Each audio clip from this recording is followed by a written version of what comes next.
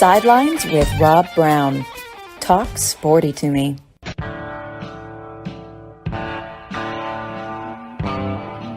No, I don't hear anything.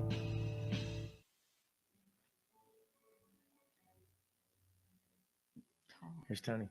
I don't hear anything. Okay, talk.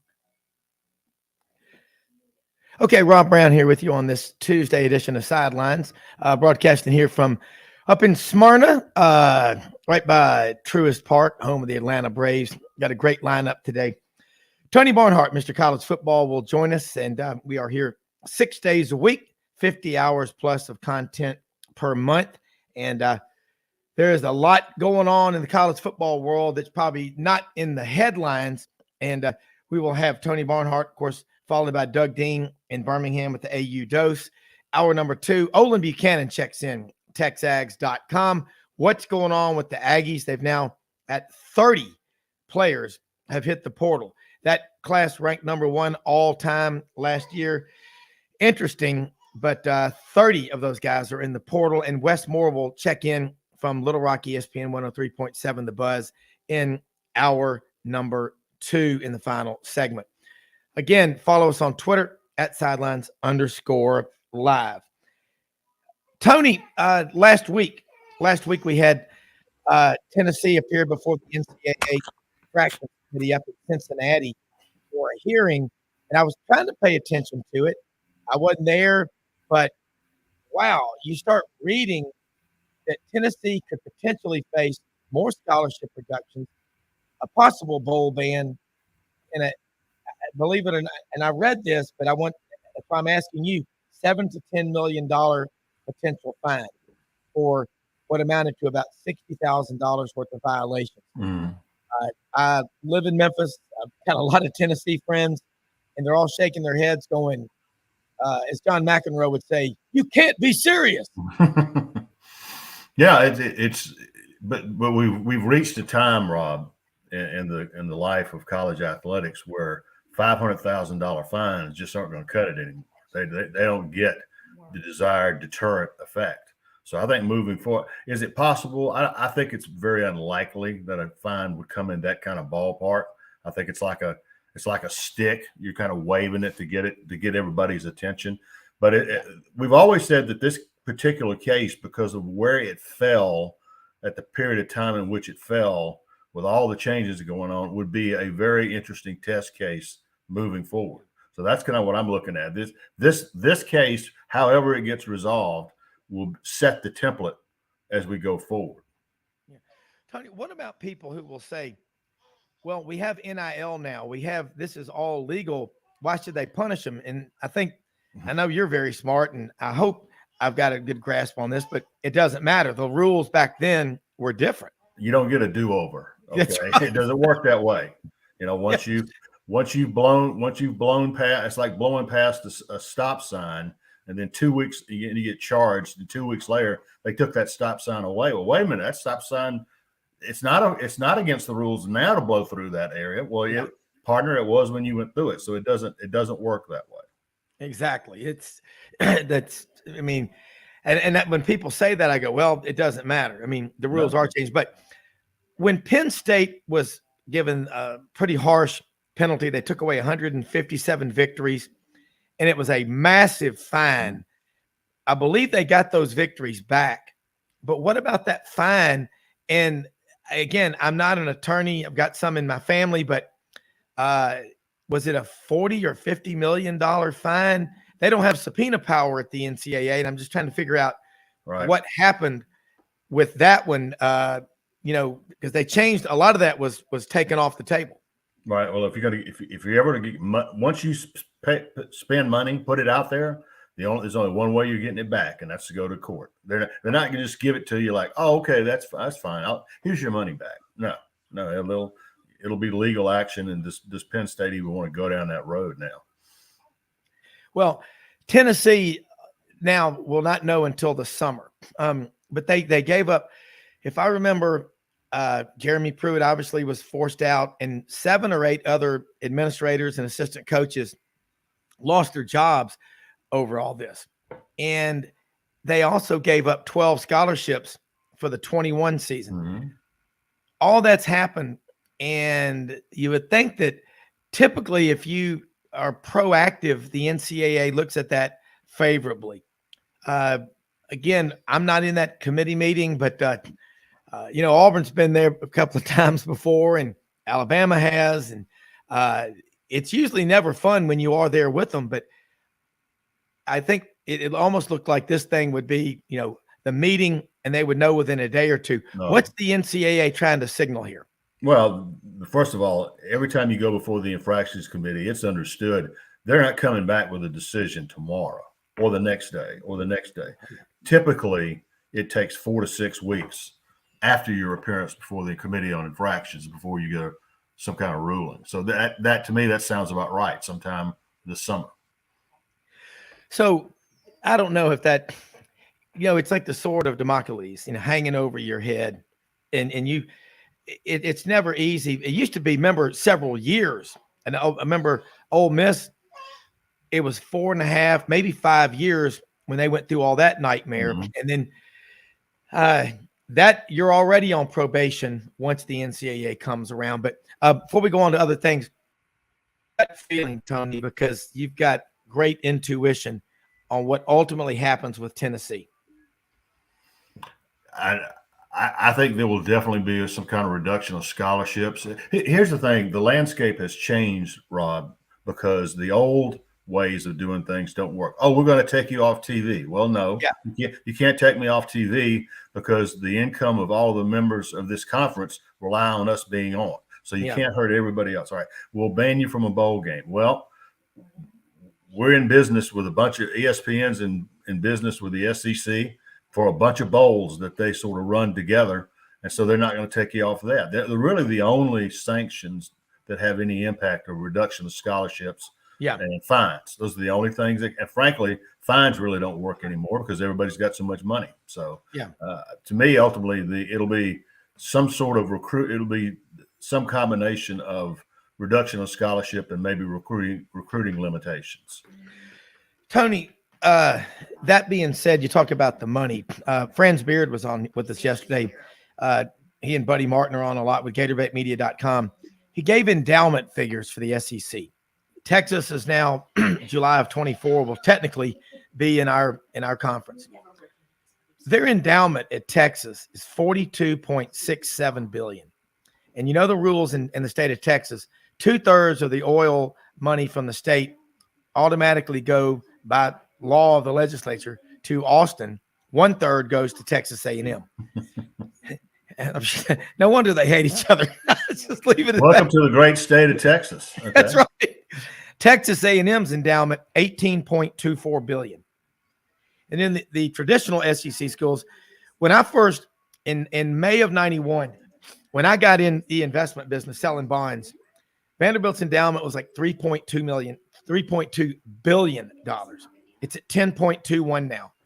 Then you drop down to, Oklahoma at 2.7 billion. Florida, 2.3. Franz Beard said yesterday the University of Florida is sitting on $2 billion in cash. Now throw out those figures for a reason, not because I manage money and do it on top of doing this show, but all that money still doesn't bring you in top-notch players, offensive linemen, or national championships, does it? No, there's no guarantee. The thing about recruiting money is, do you have the money to go where you need to go? But it certainly makes no guarantees. Excuse me. And it's great to have those endowments and to do what you do educationally with them. But the fact of the matter is, having a lot of money doesn't guarantee success. Although I will say this, Kirby Smart spent more money than anybody else the last 4 or 5 years, and it seemed to work out for him. Yeah. Well, and that being said, the cost of tuition keeps going up. I don't know what these endowments are for. I mean, I think it's like they have that money in a savings account, and Harvard's God only knows what it is now. But, Texas, again, has the money, but you go since 1970, their only national championship, 2005. And I look at Georgia, and you and I talk about this a lot, 1980. But again, from 80 to 21, Georgia, I think, is the 6th or 7th winningest program in college football. What would you rather have? I mean, that debate with about a hitter. Does he hit for average, or the guy that hits a lot of home runs with no ducks on the pond? You know what I'm saying? If you're a Georgia fan, and as an Auburn grad, that if Auburn beats Georgia, I mean, that's like getting 220 bushels of rice per acre. I mean, that's a big deal. And lately, Auburn's been getting about 100 bushels an acre. But my point out of this is, here comes Texas and Oklahoma, and now Texas and Texas A&M have to play each other again. Who do you think is going to be the best, get the best deal coming out of this in terms of recruiting and being able to say we've got more to offer? Or is it just going to be a better rivalry? It's just going to be a better rivalry. I don't see any inherent advantages either way. I think the main thing, if you're Texas and Oklahoma, is the realization, and they know this because I've talked to some people who talked to people at Texas and Oklahoma. Texas and Oklahoma are going to have to recruit a different kind of athlete, particularly on the defensive line. They don't have the defensive linemen to play at the top of this league. Now, I bet you they'll get them, but they don't have them now. That's not the way the Big 12 plays football. They are much more spread you out. They're not physical on the line of scrimmage, and you see that in a number of the bowl games where Big 12 and SEC match up. So I think that's the next. I'm sure Texas and Oklahoma have already changed the kind of athlete they're recruiting, particularly on the defensive line. Yeah, and that's something Anwar Richardson, orangebloods.com, was on with us a couple of weeks ago. Exactly what you just pointed out. Texas has had a hard time convincing elite interior linemen, not necessarily edge rushers, but the defensive tackles, the Jalen Carters, the Derek Browns, Marlon Davidsons of the world. They say, why come to the Big 12? They're going, for these arena football scores, 49, 48 and stuff. Now they can say, come to the SEC like Texas A&M has. But I think it's – but another question, I just don't think Oklahoma and Texas, between the two of them, I calculated it, they've got 78 conference championships and a dozen national championships.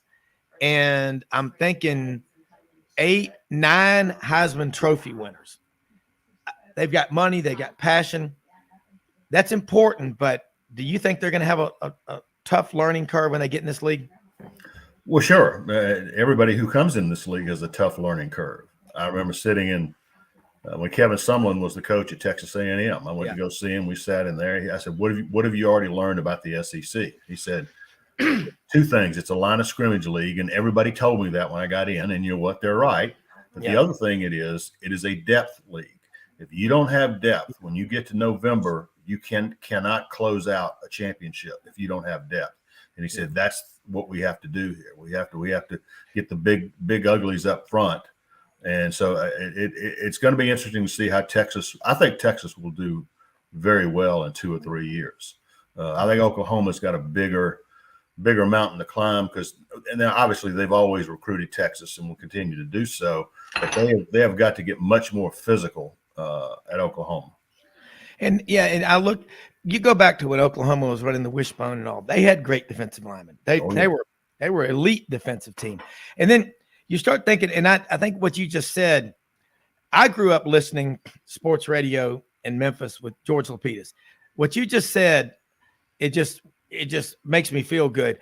I went out and I sat and I talked with Kevin Sumlin or whoever. I remember George Lapidus talking about driving down to Tuscaloosa or going to Oxford or Knoxville and spend the day with a coach.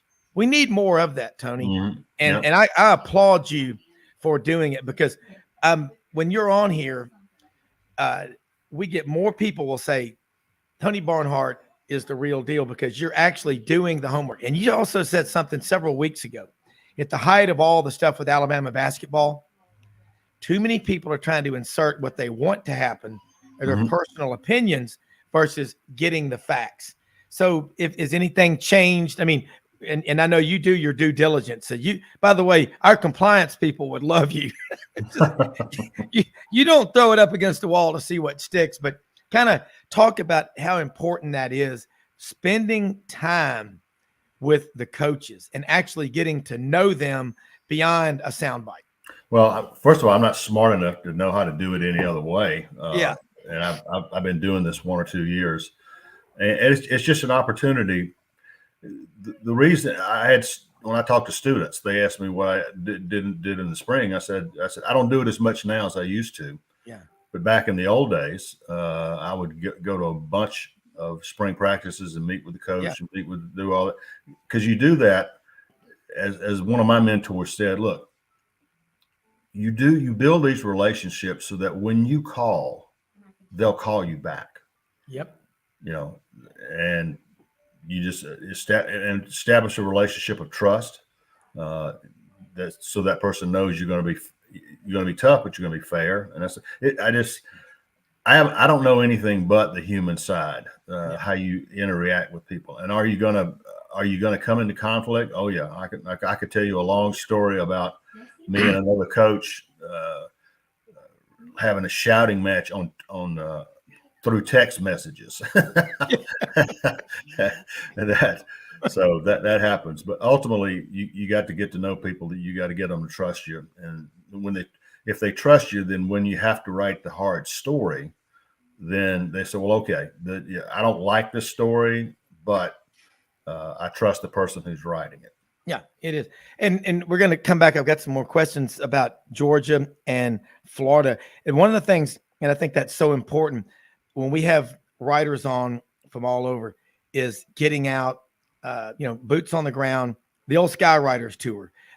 Philip Marshall said, and several people have said they want to write a book about it, but everybody's, kind of the statute of limitations could be out. But that's what created. What you'd have to do, Rob, when I did a book with Larry Munson. Hold that thought, because I want to hear this. We're going to take a quick break and be right back. This is Real Journalism after this.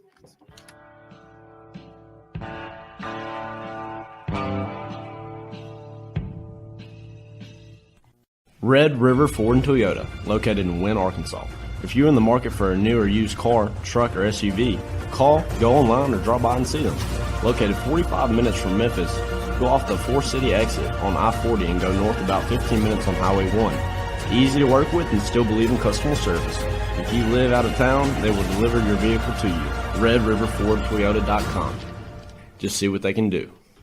Strengthen your seed zone this spring with quality tillage equipment from House Industries. Located in Cherry Valley, Arkansas, House Industries specializes in manufacturing superior equipment that will minimize your downtime and keep you working in the field. To ensure the highest quality control, all design, fabrication, and testing takes place in a 99,000 square foot manufacturing facility located right here in the heart of the Delta.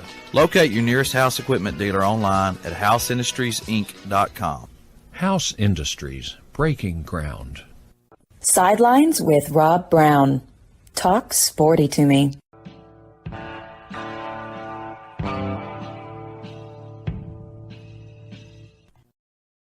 You were talking about writing a book with Larry Munson. I'm all ears. Well, as I told people, I did a book with Larry Munson, and there could have been 2 versions of the book. There's the version that we printed, and there's the version we didn't print. And I think most books, most of the time, that's the way it shapes up. You can't write everything because a lot of the stuff is said to you in confidence. So yeah, that's right. Yeah. Well, when you're on, or Lauren Smith or Buddy Martin, Franz Beard, writers who've been around, and you can tell stories that are so much, beyond just the score. And again, what's off the record's off the record. I get that. And Larry Munson, I think, retired in 2008. Is that when he? Yes. It's hard to believe it's been 15 years, but that Georgia broadcast crew and Lauren Smith, a 3.5-hour pregame show. I still, when I go to a game, I feel like if I don't have the radio broadcast, I feel like infantry without air support, infantry without cavalry. And that part of it, I absolutely love.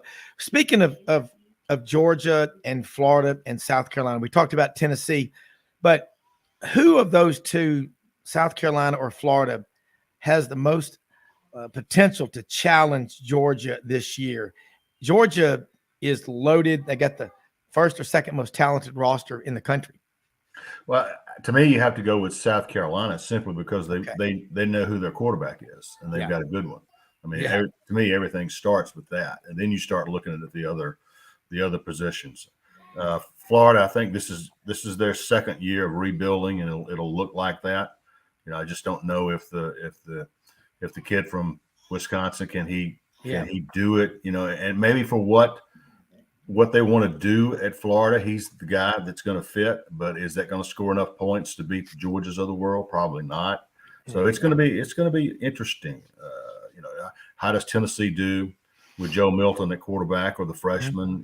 There's a lot of, to me, when you begin these discussions, Rob, do you have an established, proven quarterback? If the answer is yes, then let's start there, and then you'll figure out the other stuff. Yeah.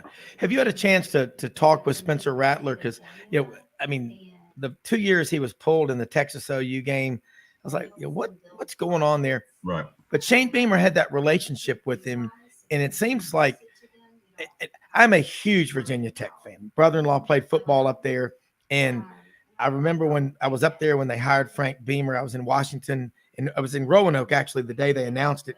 But I absolutely love Frank Beamer.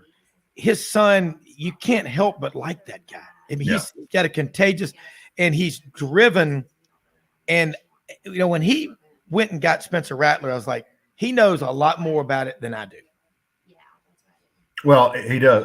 That relationship you're talking about goes all the way back to Oklahoma when they were recruiting Spencer Rattler.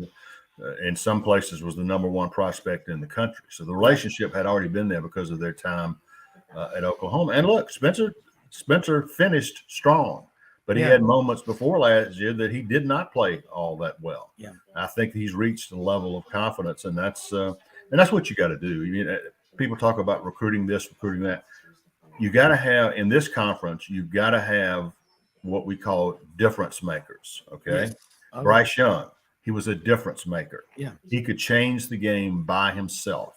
All right. Mm-hmm. Same thing when Spencer Rattler's playing well, he could change the game by himself.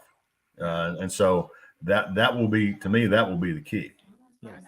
And you look around now, you were, again, a couple of weeks ahead of everybody else about potential rules changes in college football, not stopping the clock on an incomplete pass and all. March 3rd, so it's been a while, the NCAA met up in Indianapolis. Steve Shaw, coordinator of NCAA officials, chaired that.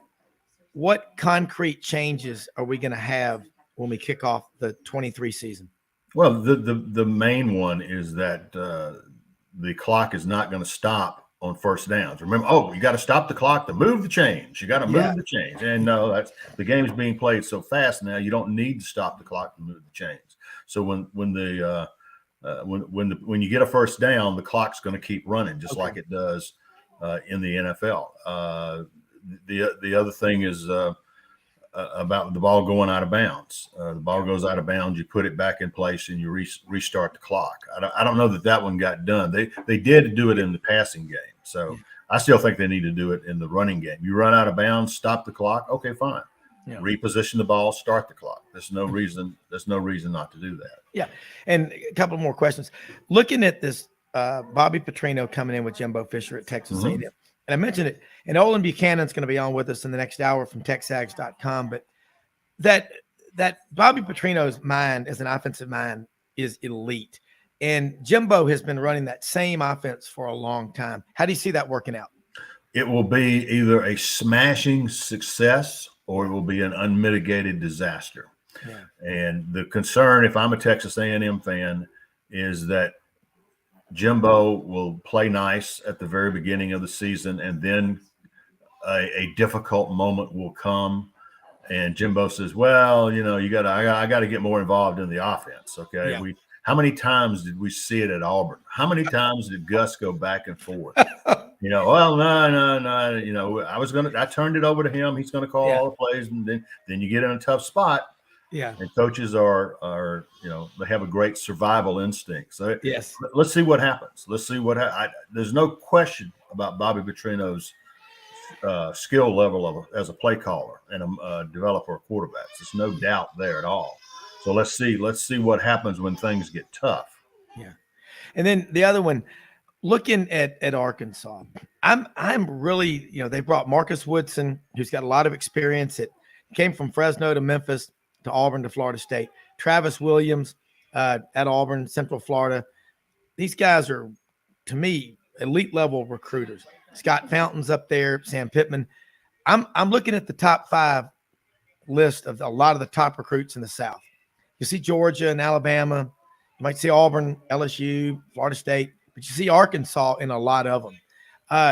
Is there a ceiling on Arkansas? I mean, they've won big in another conference. They haven't won consistently in the SEC. No. I believe they can. They don't lack for money. Again, we know what that only can go so far. They got plenty of money. Yeah, they're doing a lot. It's just a question of recruiting. Watching Alabama and Georgia over the last decade, has been an educational experience for all of us. Yeah, you if you can recruit, you can't just recruit 1 year. You can't recruit 2 years. You got to recruit 4 or 5 years in a row to stack those classes on top of each other, so that when you get heavy losses like Georgia did after the 2021 national championship, you said, well, there's no way you can replace. Yeah, well, yes, you can if you've recruited. Kirby Smart said something very instructive last year during the season. He asked, how can you replace all those players? He says, we lost a lot of really, really good players, but we are replacing them with really, really good players. That's right. And that's when I said, oh. Yeah. And you just have to recruit. It's hard to recruit at that level. It's hard not to have a drop off, and it's hard to not have it see drop off when you talk to a recruit and all of a sudden he's looking at 2 high school All-Americans ahead of him in the depth. Coach, why should I play for you? Because I'm right now, as we said, I'm on 3rd on the depth chart. He said, you come because when this guy leaves, you're going to be the guy. Yeah. Okay. Yeah. And by the way, check us out on NFL draft night and see how that works out. Yeah. Yeah. And then you think about, Brock Vandegrift, Gunnar Stockton, Carson Beck, 3 really good quarterbacks at Georgia. And I won't be surprised if they all stay, no matter what happens. Yeah, I won't either. You would think that number 3 would there's a lot of teams that are still looking for a quarterback. Somebody said, well, the starting quarterback at that school is not even on their campus yet. Okay. Yeah. So particular situation you mentioned, the Georgia, you got 2 5-stars and 1 4-star quarterback, and Carson Beck. Yeah. You think the second guy there says, I'm in good shape. The third guy though, is he going to get a chance? Yeah. And one of these teams that really, really needs a quarterback, that's keep your eye on the portal. Yeah. And I mean, if I'm any of those guys, I think Carson's from Jacksonville. Yep. And Gunnar Stockton and Brock Vandegrift are both in-state kids, I believe. The Brock Vandegrift is from Athens. He went to Prince Avenue Academy in Athens. Yeah. There you go. See, and that's, again, no matter what happens, you do it right.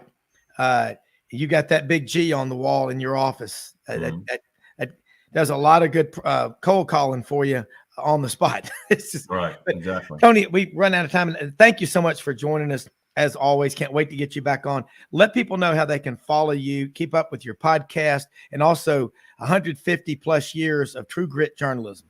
Your friends and you. With my buddies, my old newspaper buddies, we started this website about 5 years ago. We just have a lot of fun with it. Now we're sort of on a downtime right now. I think I want everybody to take some time off. Yeah. Be with your family, and then we'll come back. We'll come back later on this year when it's time. But it's TMG College Sports. TMG stands for the Media Guides. And really the best way to get to it is just Google TMG College Sports, and it'll pop up. But it's Mark Blaushin of the Boston Globe, Herb Gould of the Chicago Sun-Times, and Tom Lucci of the New York Star Ledger. He brings our New Jersey perspective, which we always like. So I love it. And one other thing too, if you ever look for anything else to do, I think it'd be cool to have y'all young journalists, would-be journalists, if they're in college, especially when they're being in the training, that you could work with them. Like, hey, go spend the day if you ever can with a coach, but build those relationships. They build trust builds relationships. And like you said, when you talk to them, you speak, you already got the credibility. That's the takeaway from today. But always love having you on. Thanks so much. All right, Rob, take care. Okay, you too. That is Tony Barnhart, folks, Mr. College Football. Always love having him on. You get the point. You've got to spend time. And It is not that easy, but it's no different in business. If you've got clients and the only time that you ever call them is to sell them something versus, hey, I just wanted to go over your accounts. Let's take a look at this and that. Everything's okay, but just wanted to update you on things. Or, hey, we got an earnings warning, pretty dangerous. We need to be on top of this before this fire gets out of hand. You just got to stay in contact. Communication is the key. And I really do. This is just at any level, any age, if you're not spending time talking to the coaches and the players, every opportunity you get, if it's those small little windows you get, you got to take advantage of them. And you got to write and just treat people like you want to be treated yourself. But Tony Barnhart, we got into those rule changes. Doug Dean's going to be on here with us in just a few minutes from Birmingham. But the rules changes in college football are going to be significant. They're going to be, it's going to be a big deal. Not stopping the clock to move the chains on first down. This is going to speed up the game, if anything. Those of you that watch baseball, Braves country, Cardinals nation, you know what I'm talking about. The pitch clock. It has sped up the game of baseball significantly. The games are a lot faster. Is the pitch clock good? Hell, we're going to have enough data to see, does it lead to more injuries? Does it lead to careless pitching? Hell, I'm watching the Braves last night. I think it was in the 7th inning. The guy had a perfect game going. And one of his own players made an error. I'm like, do you go back to the dugout and unload on that guy? And then the Marlins were down 8 or 9-0. They got a couple of blooper hits. God, it just shows you it takes everybody buying in. A pitcher can be on his game, doing it right. He sat 18 in a row. But if everybody else isn't feeling it, it isn't going to happen. You have a quarterback. He can be a great quarterback in practice when nobody can tackle him, when he's got an orange jersey or a green jersey, whatever they put on him at the respective school. But if he can't handle a pass rush, an edge rusher, coming in there trying to take his head off, he's not going to be an effective quarterback. It goes that way with anything. But I think we're going to see this year, these changes are going to have an effect, not stopping clocks, because a lot of every team, when they're trying to come back in the last few minutes of a game, they're passing the ball typically to, carve out bigger chunks of yardage on an 80 or 90 yard drive at the end of the game. Okay. And they know that if they throw an incomplete pass, it's going to stop the clock. By stopping the clock, that allows you to take a timeout. Technically, I mean, it slows the clock. How many games have we seen come down to the last few seconds? And when Alabama loses nowadays, it's usually epic, as Gary Harris has talked with me about. I've tied 100.9. And you look there at the end of a game. That's your job as a coach and as a team is to rehearse for that. Drill. Competition and repetition, I might say repetition, is the mother of all skill. But when you lose a game in the last few minutes and you try to blame officials or a bad call, whatever you want to say, you're only screwing yourself by doing that. All the great coaches I've ever listened to have always said football is a 60-minute game. Don't let it come down to the last couple of seconds or last play or two and let the man in the stripes, the officials determine it.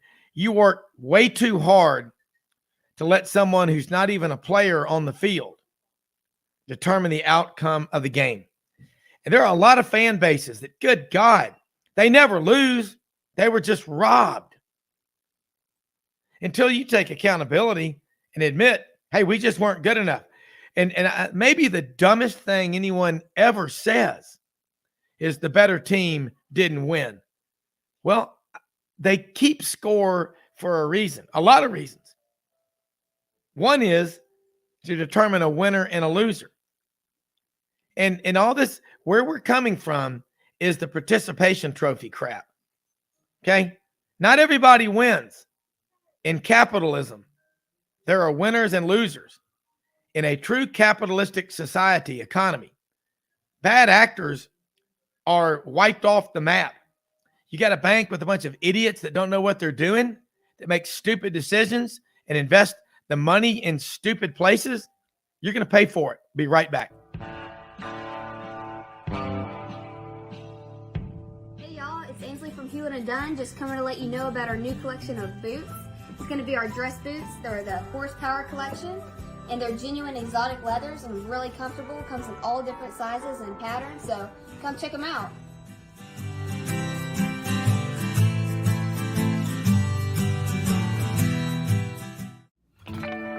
Hi, I'm Eleanor Maynard, a fourth-generation residential broker with Hobbs & Realtors. Inventory is still a record low in Memphis, and the demand for more supply is continuing to spread across the Mid-South. Rates are starting to stabilize, which means the number of buyers is picking up daily.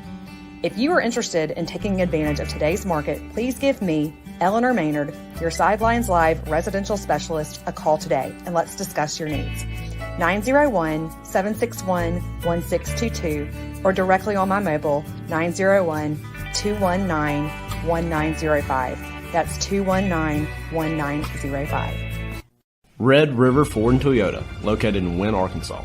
If you're in the market for a new or used car, truck, or SUV, call, go online, or drop by and see them. Located 45 minutes from Memphis, go off the 4-city exit on I-40 and go north about 15 minutes on Highway 1. Easy to work with and still believe in customer service. If you live out of town, they will deliver your vehicle to you. RedRiverFordToyota.com. Just see what they can do. Strengthen your seed zone this spring with quality tillage equipment from House Industries. Located in Cherry Valley, Arkansas, House Industries specializes in manufacturing superior equipment that will minimize your downtime and keep you working in the field. To ensure the highest quality control, all design, fabrication, and testing takes place in a 99,000 square foot manufacturing facility located right here in the heart of the Delta. Locate your nearest House equipment dealer online at houseindustriesinc.com. House Industries, breaking ground. Sidelines with Rob Browne. Talk sporty to me. All right, Rob Browne back here with you on this Tuesday morning edition of Sidelines. Want to say something about one of our great sponsors, rumbleboxinggym.com/Midtown Memphis. And Camp Lee's opened the first of 3 locations, 1835 Union Avenue, right there on the corner, Union and McLean, right on the corner, across from Walgreens, caddy corner to a coffee shop, which shall remain nameless. But I will say this, they open up early in the morning, 5:30, open till 7:30 at night. Incredible workout, 24 weight benches with dumbbells. You go in there, you're doing calisthenics, star jacks, burpees, push-ups, crunches, flutter kicks. Then you doing dumbbells. Then you bounce over there and you hit the bag for 3 minutes, 30 seconds. Think about it. A prize fight between Mike Tyson and those tomato cans they used to put out there against him. You know, the guys who, after about 3 rounds, head looked like a can of tomato juice was dumped on them. 15 3-minute rounds, 45 minutes. That's how long the workout is. rumbleboxinggym.com. Join now. Memberships are still available. It is just an absolutely awesome workout. rumbleboxinggym.com. Now open. They opened up a week ago yesterday. Get in there and get there. You will absolutely love it. As far as workouts go, I will say this. I like to swim, bike, run, calisthenics. You do that boxing and the weights, that combo, rumbleboxinggym.com, you will have the warrior ethos that only people like Doug Dean have. A man who can sit in a deer stand for 5 hours straight, barefooted in January and not even complain at all. Doug, how are you? Well, one of Wild those morning. I hate that I missed the great Tony Barnhart, but you asked. We were looking for you. I know you're busy. Don't worry. Never apologize for doing the Lord's work that you do. Yeah, well, not. We had Saturday morning. Some of the discussion with Mike Gittens was around strength and conditioning, and as you ran that ad a minute ago, Cole Cubitt complained that they didn't get to do much bench press under Yox. Yep. And the question to you is, you're going to go to that gym and get all fit for a fist fight. Do you plan to do that on a regular basis, get in a fist fight? No, I tell you what that does is it works every muscle in your body. I know that. And it's just, but it's fun. You're right. And I tell you what Mike G said the other day is so true. Kevin Yoxel, I've met him a few times, but he said exactly that. Football's played on your feet. Yeah. Very revealing discussion. I think everything has changed now, Doug, in conditioning. But we know one thing. Auburn has been pushed around for years by the Georgias and Alabamas and LSUs of the world on the line of scrimmage. Yep. And I think that's starting to change. Yeah, it's going to take a minute. And in a minute, I want to circle back to some of the shifting tectonic plates of college football that Tony also and you commented on. But, it's going to take Hugh Freeze and that staff a while. But if you start with what did he do with desperation? Desperate times require desperate measures, right? When he went in the portal, golly, Jason Caldwell has correctly commented on your show many times that there's a really limited supply of SEC caliber big uglies, especially O linemen.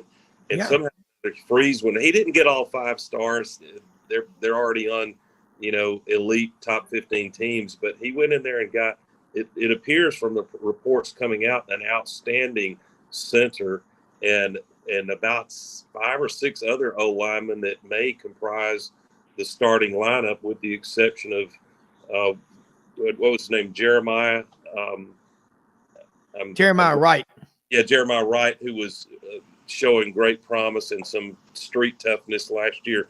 And what does Freeze do? He's gone back in the portal, trying to land even 1 or 2 more offensive linemen. So I think that when you see that and then give them a full cycle to recruit, no, we're not probably positioned to beat Georgia and Alabama head to head for the most coveted offensive lineman, but you should start to see Auburn load up in the trenches when you see who's visiting, the 4 and 5 stars visiting at virtually every position, and that the comments of these recruits after they make an official visit, it tells you that we're not just cute little Auburn that Malzahn or Harsin will get left at the altar at the last minute. We should win some head-to-head battles, and then you've got to start winning games, at double digits sooner than later, so that recruits think, not only do I like the environment and the culture at an Auburn, but it looks like their trajectory is outstanding. They've got a potential to be one of the 12-team playoffs. So I think the stars are aligning to make it a winnable game for Auburn, a little more ahead of schedule than I would have said upon the firing of Brian Harsin. Yeah, one thing that I've noticed is Philip Montgomery bringing one lineman, maybe 2 from Tulsa, that familiarity with his system. Mm-hmm. And when you come into the portal at a place like Auburn or Alabama or Georgia, it's like living in the median on I-65. You got to pull out of your driveway doing 105. You don't have a lot of. Remember the old days of junior college? If a kid couldn't come in January and then he missed the summer workouts and he showed up August 1st, they rarely, if ever, play, do they? No, 100%. And sticking with football, you probably saw, and I'll add it in the newsletter, the dose today, going out probably by late afternoon. But Coach Freeze's contract, there weren't any bombshell surprises in it, but terms of his contract were released yesterday. And Auburn, if he's who we think he is as a head coach with the staff he's put together, the way he's recruiting, and we'll have to give him a season or 2 to see how he manages the brutal SEC in terms of wins and losses. But a bargain, so funny to say, Rob, a bargain at $6.5 million a year, heavily leveraged by incentives like a lot of contracts now. Briefly, for those curious about it, he gets a $250,000. A $250,000 ain't what it used to be, Rob. And he gets a $250,000 bump every year, starting out at $6.5 million. If he sticks around, wins enough to stick around through 2028, the end of the term, he would be at $7.75 million base there. But the incentives are heavy because he gets $150,000 when Auburn reaches 5 SEC wins, and then another $150K per SEC win thereafter. So with the conference bumping from 8 to 9 games, that's sort of like a welcome opportunity for a little more, enough to buy a Porsche, right? Or a Land Rover. But then the biggie, trick question, Rob, why would every Auburn fan love for Hugh Freeze to make $8.5 million this coming year? That would mean that he wins the SEC and the national championship. Yeah, you almost certainly have to win the SEC. I guess you could have it be a one-loss regular season team and get there and find a way to win, but it's a $2 million bonus for winning a national championship. That should be, that or more should be in every coach's contract, because I'm not a math whiz, Rob, but I know enough that if your school hoists the national championship trophy, just in branding and sales and everything else, you just made way more than $2 million. Am I right? Yeah. Think about this. I read from a very reliable writer that I respect, when Robert Griffin III won the Heisman Trophy at Baylor in 2011, the financial impact on the upside to Baylor was $250 million in terms of fundraising, recognition, and just donations. It's unbelievable. Well, that's just the Heisman. Kind of help add to a data point. I may have shared this with you in the past. I don't think I've said this on the show, but I had a conversation with then President Jay Gouge at Auburn, and it was on the subject of, football in particular, and increasingly basketball being what he called the front porch of your university, that prospective students want to experience, many of them want to experience the thrill of competitive athletics at a high level. And he said, Doug, dig this. I don't think he put it that way, but I am. He said, in 2010, that magical year in which Cam Newton and Nick Fairley and a handful of others helped carry Auburn unblemished to the promised land, he said, immediately following that season, applications to be admitted to Auburn went up about 15%. And he said, that's stunning. And he said it was 100% directly attributable to the PR from that magical year, the excitement for students. But he said the really stunning thing is that it stayed at that new baseline for years to come. So, that when you can suddenly have an admissions pool that allows you to raise admission standards, notwithstanding the awkwardness of legacy students, which is a big deal. It's good for business, not just in the athletic department, but the university at large to win big. Yeah. Well, you think about it. In 2010 to 2017, the 7 years Dr. Bill Hargrave was dean of the Auburn College of Business at Louder Hall, enrollment increased 47% in the College of Business. And Dr. Hargrave left a year ago, April 1st, to take over at the University of Memphis. This past year, Auburn now has more students, 6,400 plus in the College of Business, 6,200 plus in engineering. That has never happened before. And so you think about also this upcoming freshman class, because there's a bunch of Memphis kids going there, Auburn. It's the largest freshman class in school history. And that's just with hiring Hugh Freeze, I guess. Yeah. Hey, Rob, he hasn't won a game yet. I know that, putting it mildly, Butch Thompson and you and I both deeply admire. Yeah. Oh, and I don't know if the average fan appreciates fully that the challenge level for both Alabama and Auburn in-state schools relative to not having a program for statewide for students to get help scholarship money. But NIL should help Butch. He's recruiting really well, but they've struggled this year to throw strikes. But I'd be remiss if I didn't mention that the two teams battling for the cellar of the SEC put on a show. I mean, every single game was a nail biter. And on your show Saturday morning, I jinxed both teams, saying, "Who could see it coming that a pitching duel would break out between Auburn and State, 2-1 game, and then they go on to be double digits." And that, golly, both the Saturday game in which Auburn has a runner on third, they got a chance to tie it, go to extra innings, and State got the strike they needed. Then Sunday, what a thriller for Auburn to come back from, what were they down, 7 or 8 to nothing? 7-0.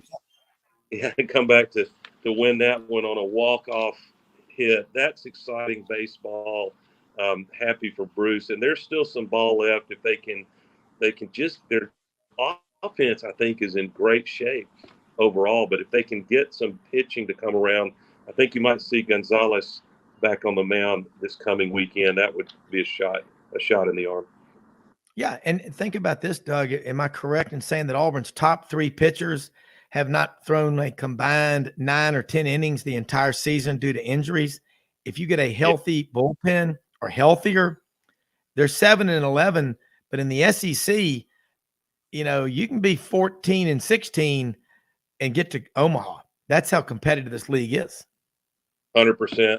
Wanted to comment quickly on, and Rod, it's almost May, Rod. You get to May, it's almost college football season. Is that exciting or what? I mean, you can't even, Doug, Monday will be May 1st, May Day. And within the next 3 weeks, the football magazines will start hitting the stands. And when you're up on the Spring River and at Rockbridge with us this summer, we'll be reading those football magazines. I'm with you, man. I'm going to have Phil Steele's, that's so hard to say, Phil Steele. His program, so much data and analytics in it. He's using like number 4 type font. So I'll have my magnifying glass out. Yes. I'm trying to get it. But, I did want to comment on the wild roller coaster ride for Bruce Pearl late last week. Yeah. Where they had the number 1 player in LeBaron Island at Baker High in Mobile. And, Auburn has had its challenges getting and hanging on to recruits deep, in South Alabama. And the kid may still flip back to Auburn. But the real story, it definitely hurts anytime you lose the number 1, a 5-star number 1 player in the state. I don't know where he might be headed yet, but the insight I get on that is it really is far less about Wes Flanagan bolting to join Chris Beard at Ole Miss. And it's more about Phylon being irritated at Bruce's roster management. Give me a break, Bruce. Shame on Bruce for trying to build a championship caliber roster with Denver Jones. And then we've already got Pettiford, who's coming in the same year as Phylon would have. And I think people I talk to say Pettiford projects more as the point guard, an elite player for sure. And Phylon was probably more likely to move to the 2 position because he's kind of a slasher type of guard. Both could play, and I hope Phylon will reconsider that. But also keep an eye out with the hiring of Corey Williams as an assistant coach, played on the 93 championship Bulls team in the NBA. So here's a guy that can tell stories about the great Michael Jordan, who is my greatest of all time. People can believe, vote for who they want on that. But with Williams at Auburn now, keep an eye out on truly elite players, 6'7" guard Jalen Tyson, who was is at Texas Tech and entered the portal. The kid averaged almost 11 points per game, 6 rebounds. Against Huggy Bear, West Virginia, he rang up 27 points last year. So Bruce needs scorers, and he's getting them. So Phylon's a loss, but not necessarily the way Bruce is going into the portal, the loss that it looks like psychologically. Yeah, and Doug, that you pointed it out, and you do such a great job in the dose of putting that in there. If a player is worried about another highly ranked player coming in from a competitive standpoint, he's not the competitor that you think he is. I'm sorry. I'm not saying he's no good, but the better players could care less. Otherwise, it'd be impossible to sign a number one recruiting class in the country. And that right there, competition, I mean, it's a fact. You got one male rat in a cage, he's okay. You put another male rat in there, the testosterone level goes up. Be right back with Doug Dean after this quick break.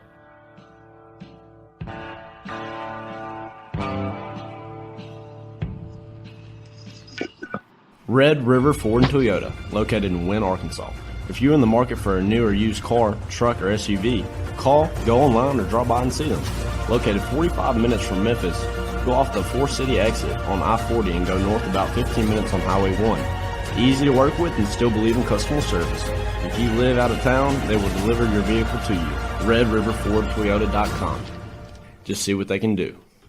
Strengthen your seed zone this spring with quality tillage equipment from House Industries. Located in Cherry Valley, Arkansas, House Industries specializes in manufacturing superior equipment that will minimize your downtime and keep you working in the field. To ensure the highest quality control, all design, fabrication, and testing takes place in a 99,000 square foot manufacturing facility located right here in the heart of the Delta. Locate your nearest House equipment dealer online at houseindustriesinc.com. House Industries, breaking ground. Sidelines with Rob Browne. Talk sporty to me.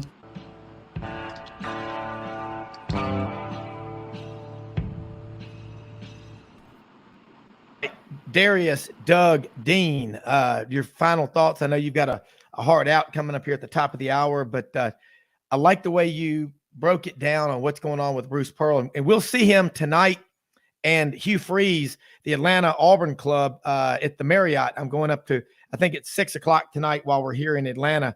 And Albie the Tiger, defending national champion mascot, will be there as well. Cool. I wanted to just get this on your radar. Maybe Tony commented on this. He would be the right one to give an op-ed on it. But if I am advised accurately, the mind-numbingly idiotic NCAA is actually, maybe it's a trial balloon, but they're actually floating a new rule in which a big game, a big upset win occurs, and fans rush the field. Did you see that yesterday? And that I'm told this surely would not stand.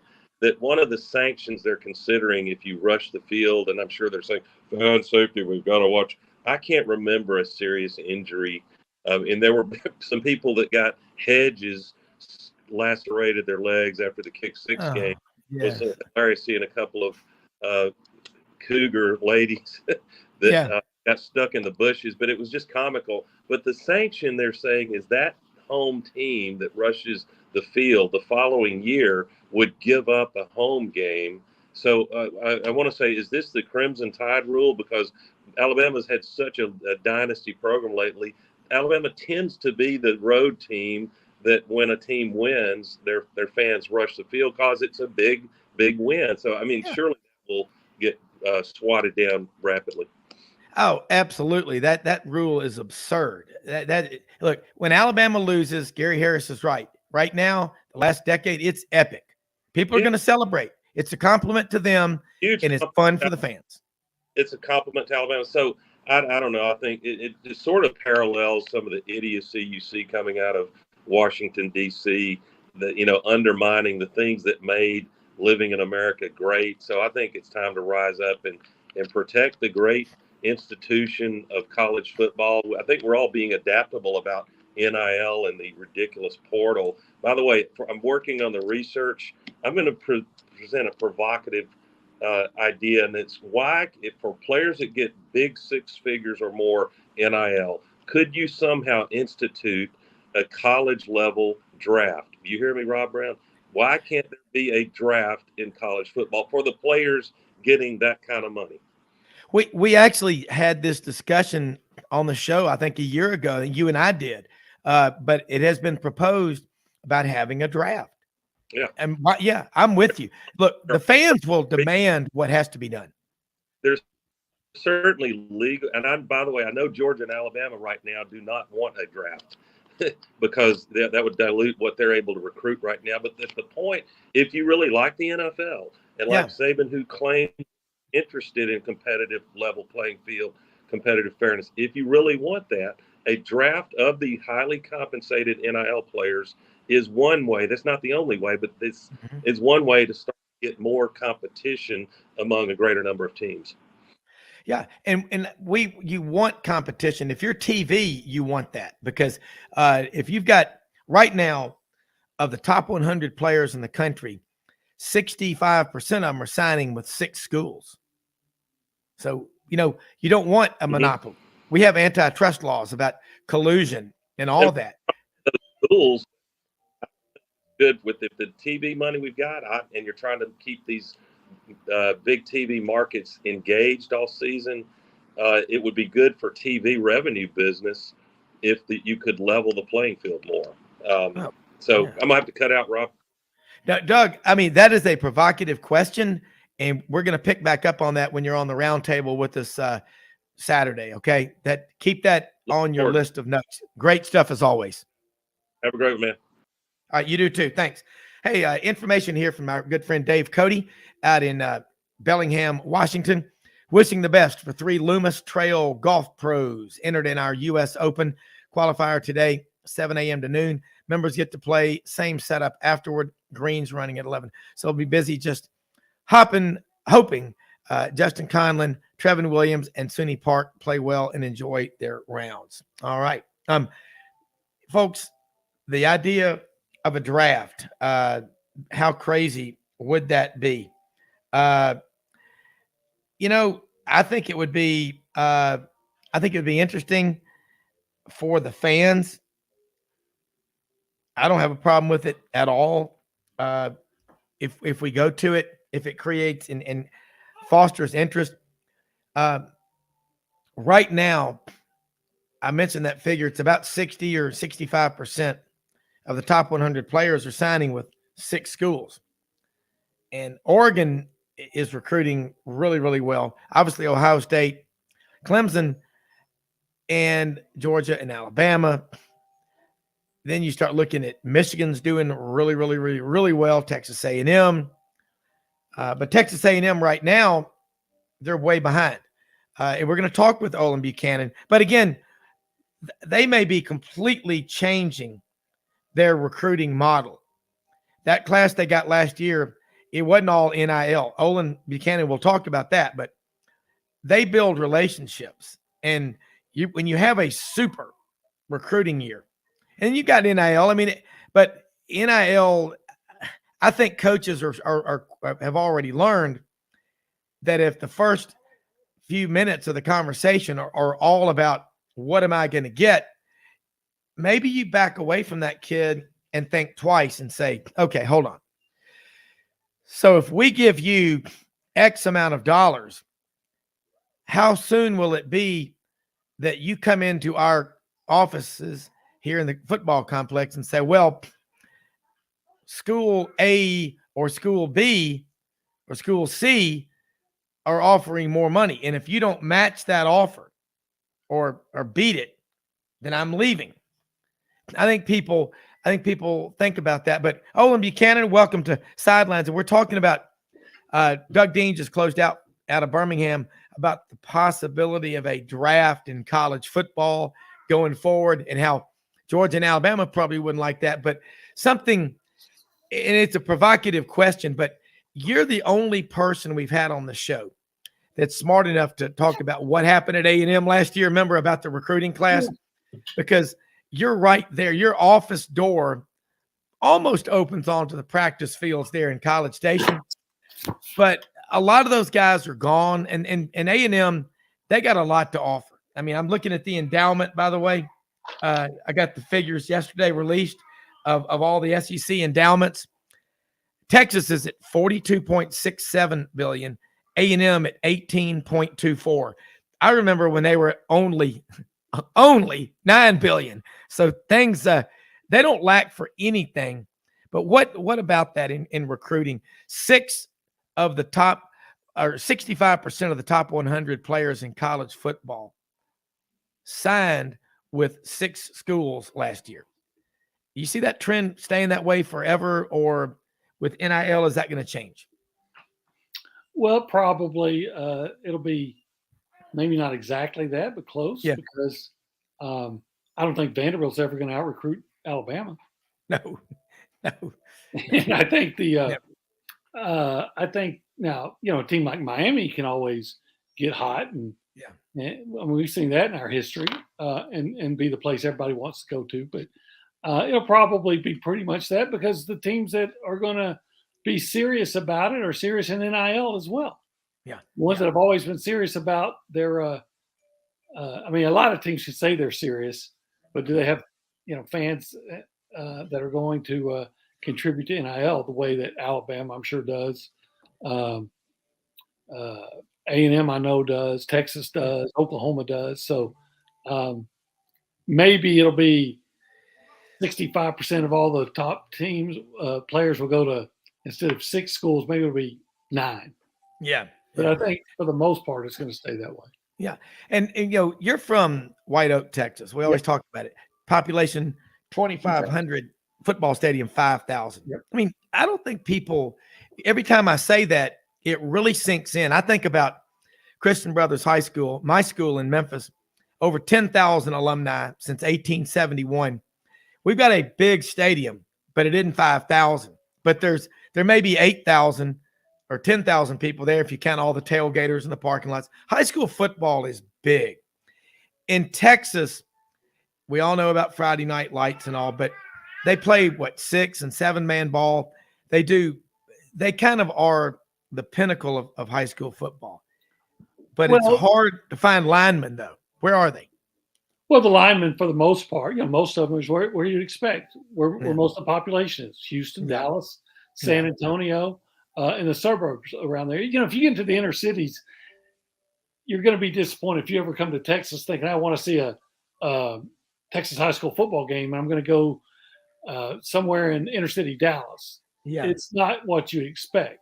You have to go out to the suburbs, or even out into the smaller, I say small towns, the 50,000 population towns or thereabouts in East Texas and West Texas and different places. But now, sure, you can go down to Lufkin, Texas, and you can find a good offensive lineman.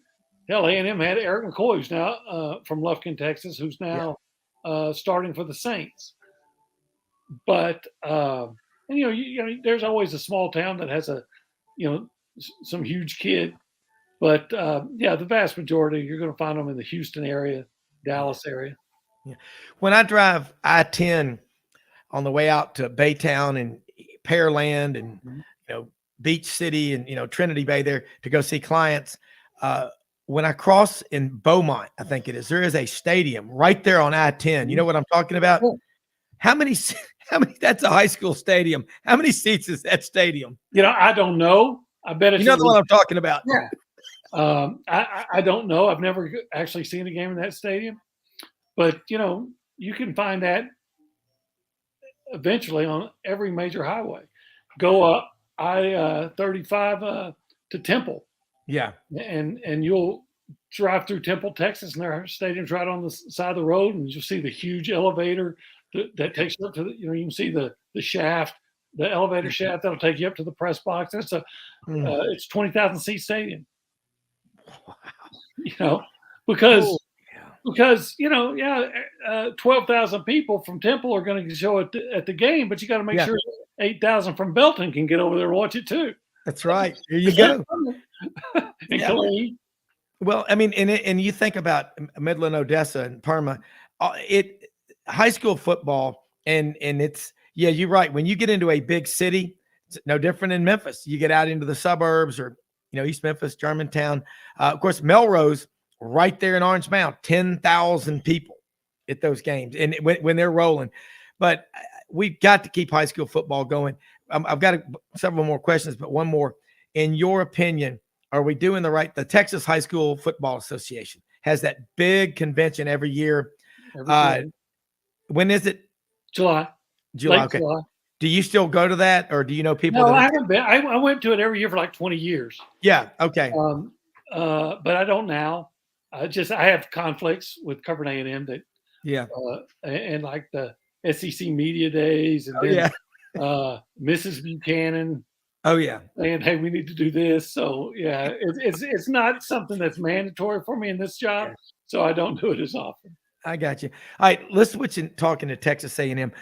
You know, Tony Barnhart was on with us in the first segment, Mr. College Football. We were talking about Bobby Petrino. I remember when he came up from the Jacksonville Jaguars in 2002. Tommy Tuberville hired him at Auburn. He brought Gene Chizik, defensive coordinator, up from Central Florida. He's one of the greatest offensive minds out there. He is an assassin. Now, Jimbo's always done it his way, and he's been successful, but not like you want him to be. What about those two on the sidelines together?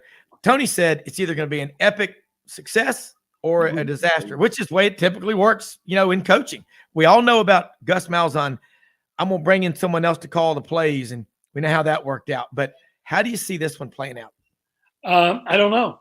I really don't, because again, we're not allowed in practice. We don't see the interaction between them.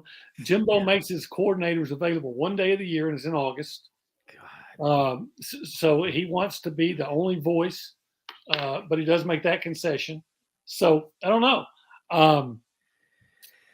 If I'll say this, and I have friends in Arkansas tell me this, media guys said, if Jimbo lets him run the offense, they're going to score points. Oh God, yeah. And he has talent to work with. A&M has some talented players. I think anybody will take an I. Smith. I think anybody will take Evan Stewart. I think anybody will take Moose Muhammad for that matter. Yeah. So, and that, Connor Wigman, 5-star guy that played pretty well last year as a true freshman when they gave him a chance. So he has some things to work with. And again, Rob, I know you know this, but this isn't a brag. This is a frustrating statement when you say, if you give A&M one more touchdown a game last year, oh yeah, they go 10-2. Yeah. So, and that again, that's the hey, that's not hey, this is how close we were. That was what the hell's wrong with you? Yeah. So, I think that I believe that Jimbo is going to give Bobby Petrino, I'm not going to say free reign, but a lot of slack. A lot of latitude, to do what he feels necessary. Because why do you bring in Bobby Petrino? If you're, he's a guy that,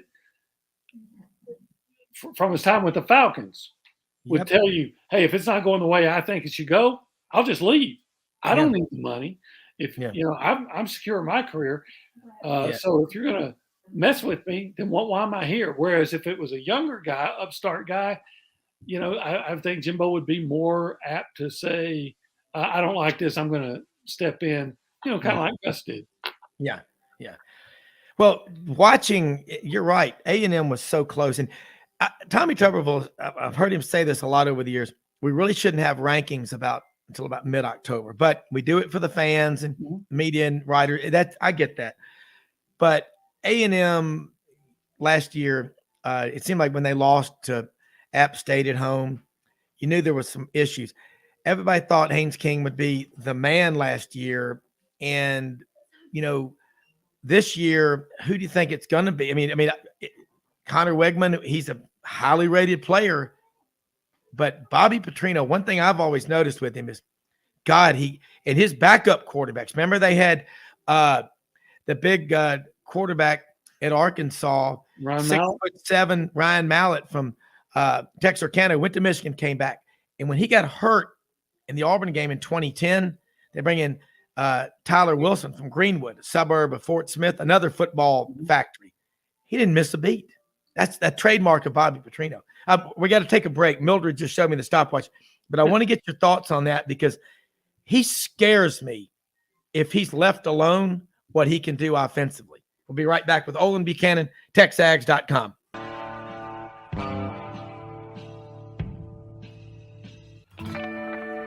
Hi, I'm Eleanor Maynard, a fourth-generation residential broker with Hobbs & Realtors.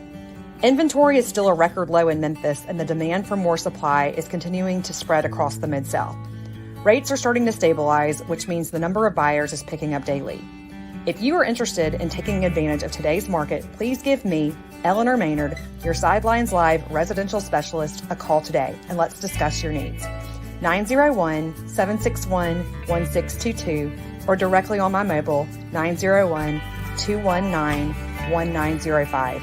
That's 219-1905.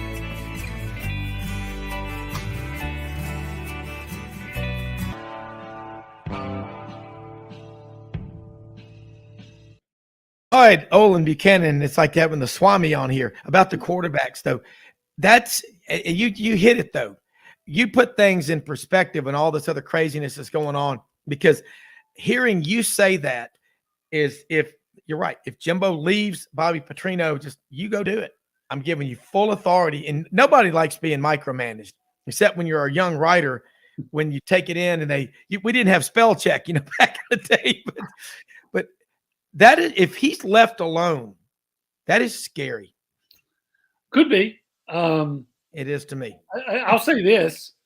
Bobby Petrino's offense at, what was it, Missouri State last year? Yes. I think they had more yards against Arkansas than A&M did. Yeah. They almost beat Arkansas in Fayetteville.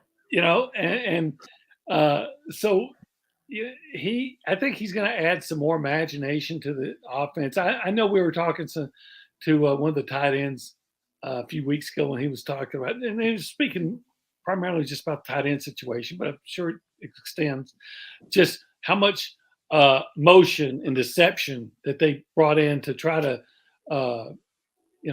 set up mismatches and favorable matchups. Well, you didn't see that from A&M at all last year. Now, it might have been because A&M was playing so many freshmen. And it's, if you, like Jimbo points out, and he's right, if you have motion, the defense adjusts. The defense is going to move too. Now, does your freshman offensive lineman and receivers, do they know how to adjust to the defensive adjustment? Yeah. Yeah, maybe they did, maybe they didn't. Maybe that's a good excuse from Jimbo why they had problems last year. But from all accounts, now we're not seeing it with our own eyes. I've learned over the last 10 years, never trust anything that you don't see with your own eyes. Yeah. And we haven't seen it yet, but supposedly that's, that's something that's being added to the offense from Petrino. Going to be more motion, more deception. It's like A&M lined up and said, we're going to try to do this because we're going to see if our guy's better than yours. And when our guy's 18 years old or 19 in the SEC, it's probably not going to be better than your guy. Yeah. Yeah.